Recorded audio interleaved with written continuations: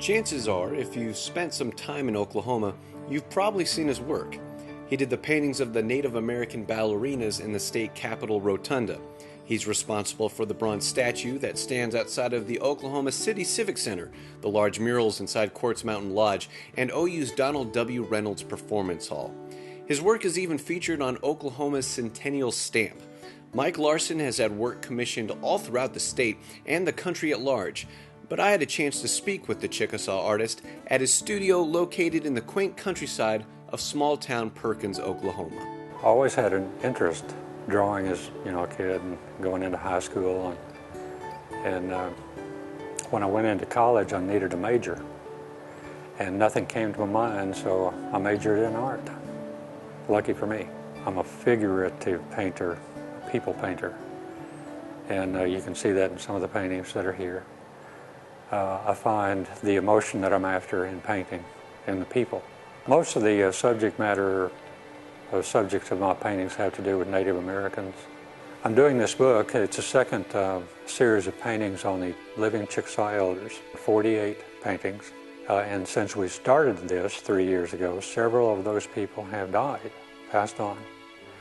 And we were really, really fortunate in many of those cases to capture them before they left. The painting behind me is a painting of Pistol Pete, Frank Eaton, who lived here in Perkins, one of our notable, legendary people. Pete, as you know, is the mascot of OSU. People in this area are quite interested in the subject, and he makes a great painting. I have for 20 years or so painted with acrylics. I paint very fast. I like to paint fast, and acrylics allow you to paint quickly, to do overlays of color and glazing and scumbling color over color over color. All of a sudden you have a depth of color that is part of the quality of what I do, I think. When I started in college, my intention was to become a world-famous sculptor. And so all of us in the sculpture department, we obviously look back to the people in history like Michelangelo and Rodin. And in studying those people, we discovered pretty quickly that they made their hands just a little bit large. A good example is that wonderful statue of the young David by Michelangelo. The hands are too large for a youth of that age. But if he had made them the correct size, the entire piece would have been diminished. And when I got into painting, it kind of just continued.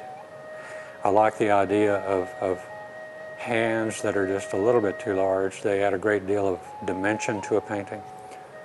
They immediately force an action toward the viewer and present a lot of strength to the character that's in the painting. My heritage is Chickasaw. My dad was a Chickasaw man. My mother was white. And especially in these paintings that we're doing for the Chickasaws, it's given us an opportunity in painting these elders, living elders, that we are able to go and interview and get in their homes and photograph them and sketch them and paint them, that it's an opportunity for me to put myself right in the tribe and give something back, like you said, that has not been there before. These paintings will be around for a long, long time, long after I'm gone. And people will be able to look at them and they won't remember me necessarily, but they will remember those people.